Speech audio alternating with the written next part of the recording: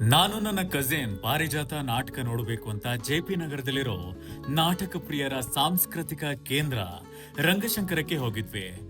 ಈ ನಾಟಕವನ್ನ ಬಿ ಜಯಶ್ರೀ ಅವರು ನಿರ್ದೇಶನ ಮಾಡಿದ್ದು ಸ್ಪಂದನ ತಂಡ ಪ್ರದರ್ಶಿಸಿತ್ತು. ರಂಗಶಂಕರದಲ್ಲಿ ನಾನು 2ನೇ ಬಾರಿ ನಾಟಕವನ್ನ ವೀಕ್ಷಿಸ್ತಿರೋದು. ಈ ಹಿಂದೆ ನನ್ನ ಜೊತೆ ಬಂದಿರೋ ನನ್ನ ಕಸಿನ್ ನಟನೆ ಮಾಡಿರೋ ಮಲ್ಲಿಗೆ ನಾಟಕವನ್ನ ನೋಡಿದ್ದೆ. ಇಲ್ಲಿ ನಾಟಕಗಳನ್ನ ನೋಡೋದೇ ಒಂದು ರೀತಿ ಬೇರೆಯದೇ ಎಕ್ಸ್ಪೀರಿಯನ್ಸ್. ಇಲ್ಲಿ ಮೈಕ್ರೋಫೋನ್ ರಹಿತ ನಾಟಕ ಪ್ರದರ್ಶನವಾಗುತ್ತೆ. ದಕ್ಷಿಣ ಭಾರತದಲ್ಲೇ ಮೊದಲು ಇಲ್ಲಿ ರಿವಾಲ್ವಿಂಗ್ ಸ್ಟೇಜ್ ಬಳಸಲಾಗಿದೆ. ಮುಕ್ತ ಆಸನ ವ್ಯವಸ್ಥೆ ಇದೆ. ರಂಗಶಂಕರವನ್ನ ಶಂಕರ್ ನಾಗ್ ಅವರ ನೆನಪಿಗಾಗಿ ನಿರ್ಮಿಸಲಾಗಿದೆ. ಅವರು ರಂಗಭೂಮಿಗೆ ತಮ್ಮ ಅತ್ಯುತ್ತಮ ಕೊಡುಗೆಯನ್ನು ನೀಡಿದ್ರು. ಸಿನಿಮಾ ರಂಗದಲ್ಲಿ ಬ್ಯುಸಿಯಾಗಿದ್ರು. ಅವರು ತಮ್ಮ ಮೊದಲ ಪ್ರೀತಿಯನ್ನ ಎಂದಿಗೂ ಕೂಡ ಮರೆತಿರಲಿಲ್ಲ. ಅವರು ಬೆಂಗಳೂರಿನಲ್ಲಿ ಒಂದು ರಂಗಭೂಮಿಯ ಕನಸನ್ನ ಕಂಡಿದ್ರು. ಶಂಕರ್ ನಾಗ್ ಅವರ ಆಸೆಯಂತೆ ಬೆಂಗಳೂರಿನಲ್ಲಿ ಗುಣಮಟ್ಟದ ರಂಗಭೂಮಿಗೆ ರಂಗಶಂಕರವು ನಿರ್ಣಾಯಕ ಸ್ಥಳವಾಗಿದೆ.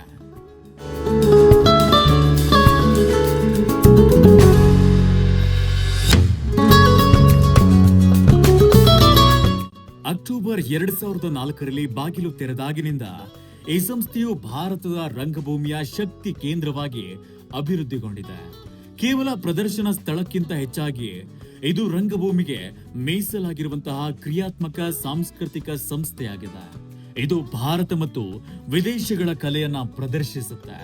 ಹೊಸ ಮತ್ತು ನವೀನ ನಾಟಕ ನಿರ್ಮಾಣಗಳನ್ನ ಉತ್ತೇಜನ ನೀಡುತ್ತಾ ಬಂದಿದೆ. ರಂಗಭೂಮಿ ಕೌಶಲ್ಯಗಳನ್ನ ನೀಡಲು ಮತ್ತು ಸಾಮಾನ್ಯವಾಗಿ ರಂಗಭೂಮಿ ಮತ್ತು ಕಲೆಗಳ ಪ್ರೀತಿಯನ್ನ ಬೆಳೆಸಲು ಔಟ್ರೀಚ್ ಕಾರ್ಯಕ್ರಮಗಳು ಮತ್ತು ಕಾರ್ಯಾಗಾರಗಳನ್ನ ರಚಿಸುತ್ತೆ.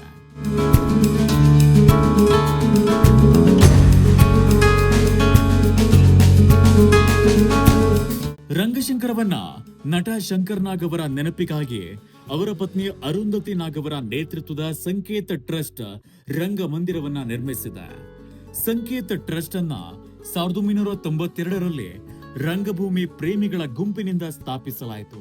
ಅವರಲ್ಲಿ ಅನೇಕರು ಸಂಕೇತ ನಾಟಕ ಗುಂಪಿನಲ್ಲಿ ಶಂಕರ್ ನಾಗ್ ಅವರೊಂದಿಗೆ ಕೆಲಸವನ್ನ ಮಾಡಿದ್ದವರು.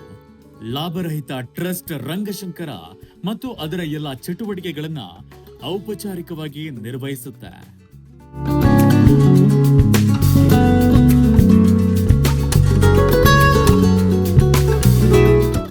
ನೀವು ರಂಗಶಂಕರಕ್ಕೆ ಪ್ರವೇಶಿಸುತ್ತಿದ್ದಂತೆ ವಿಶಾಲವಾದ ಪ್ರವೇಶ ಮಂಟಪ ಮತ್ತು ಸರಳವಾದ ಆದ್ರೆ ಆಕರ್ಷಕವಾದ ಭವ್ಯವಾದ ಮೆಟ್ಟಿಲುಗಳು ನಿಮ್ಮನ್ನ ಸ್ವಾಗತಿಸುತ್ತೆ. ಅದು ನಿಮ್ಮನ್ನ ರಂಗಮಂದಿರದ ಹೃದಯ ಭಾಗಕ್ಕೆ ಆಹ್ವಾನಿಸುತ್ತೆ. ಈ ಸ್ಥಳದ ಮುಕ್ತ ಮತ್ತು ಸ್ವಾಗತಾರ್ಹ ವಿನ್ಯಾಸವು ಒಂದು ವಿಶಿಷ್ಟ ನಾಟಕೀಯ ಅನುಭವಕ್ಕೆ ವೇದಿಕೆಯನ್ನ ಹೊಂದಿಸುತ್ತೆ. ಇಲ್ಲಿನ ವಾಸ್ತುಶಿಲ್ಪದ ವೈಶಿಷ್ಟ್ಯಗಳು ರಂಗಶಂಕರವು ಆಚರಿಸಲ್ಪಡುವ ಕಲಾತ್ಮಕತೆಗೆ ಸಾಕ್ಷಿಯಾಗಿದೆ ಮತ್ತು ಅದನ್ನ ಹೆಚ್ಚಿಸಿದೆ. ಎಂಎಸ್ ಸತ್ಯು ಅವರ ಮಾರ್ಗದರ್ಶನದಲ್ಲಿ ಮಿಸ್ತ್ರಿ ಆರ್ಕಿಟೆಕ್ಟ್ ವಿನ್ಯಾಸಗೊಳಿಸಿದ ರಂಗಶಂಕರದಲ್ಲಿರುವ ವಿಶ್ವದರ್ಜೆಯ ವೇದಿಕೆಯು ರೂಪ ಮತ್ತು ಕಾರ್ಯ ಎರಡಕ್ಕೂ ಸಾಕ್ಷಿಯಾಗಿದೆ. ಇದರ ಫಲಿತಾಂಶವು ಬೆಚ್ಚಗಿನ ಹಾಗೂ ಕಾರ್ಯಕ್ಷಮತೆ ಸ್ನೇಹಿ 1575 ಚದರ ಅಡಿ ಥ್ರಸ್ಟ್ ವೇದಿಕೆಯನ್ನ ಹೊಂದಿದೆ.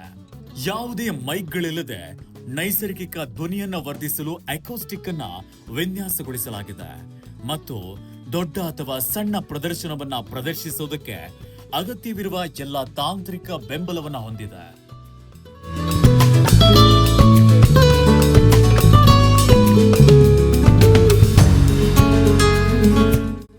ಜೊತೆಗೆ ಇಲ್ಲಿ ದೃಶ್ಯ ಕಲೆಗಳನ್ನ ಪ್ರದರ್ಶಿಸಲು ಕಲಾ ಗ್ಯಾಲರಿ, ಅದು ಎಷ್ಟೇ ಚಿಕ್ಕದಾಗಿದ್ರೂ ಕೂಡ ಯಾವಾಗಲೂ ರಂಗಭೂಮಿ ಜಾಗವನ್ನ ಪೂರ್ಣಗೊಳಿಸುತ್ತೆ.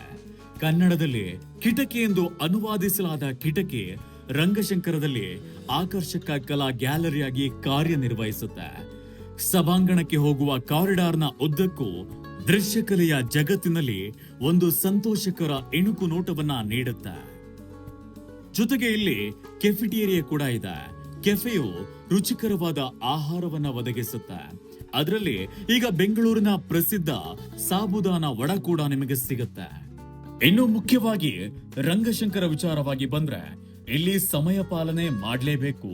ಸಮಯಕ್ಕೆ ಸರಿಯಾಗಿ ಬಾರದೆ ಹೋದ್ರೆ ನಾಟಕ ನೋಡಲು ಸಾಧ್ಯವೇ ಇಲ್ಲ. ಮಕ್ಕಳ ನಾಟಕಗಳ ಹೊರತಾಗಿ ಇಲ್ಲಿ 8 ವರ್ಷದ ಒಳಗಿನ ಮಕ್ಕಳಿಗೆ ಪ್ರವೇಶ ಇರುವುದಿಲ್ಲ. ನಾಟಕದ ಸಮಯದಲ್ಲಿ ಮೊಬೈಲ್ ಮತ್ತು ಲ್ಯಾಪ್ಟಾಪ್ ಬಳಕೆಯನ್ನ ಸಂಪೂರ್ಣವಾಗಿ ನಿಷೇಧಿಸಲಾಗಿದೆ. ಹೀಗೆ ಈ ರಂಗಶಂಕರ ನಾಟಕ ಪ್ರೇಮಿಗಳ ನೆಚ್ಚಿನ ತಾಣವಾಗಿದೆ.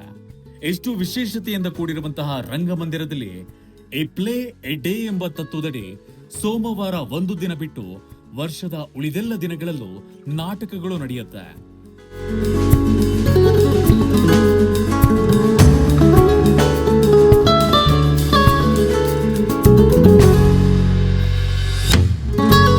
ನೀವೇನಾದ್ರೂ ನಾಟಕ ಪ್ರಿಯರಾಗಿದ್ರೆ ಒಂದು ಬಾರಿ ಕಲಾ ಪ್ರೇಮಿಗಳ ಸ್ವರ್ಗ ಈ ರಂಗಶಂಕರಕ್ಕೆ ಭೇಟಿ ನೀಡಿ.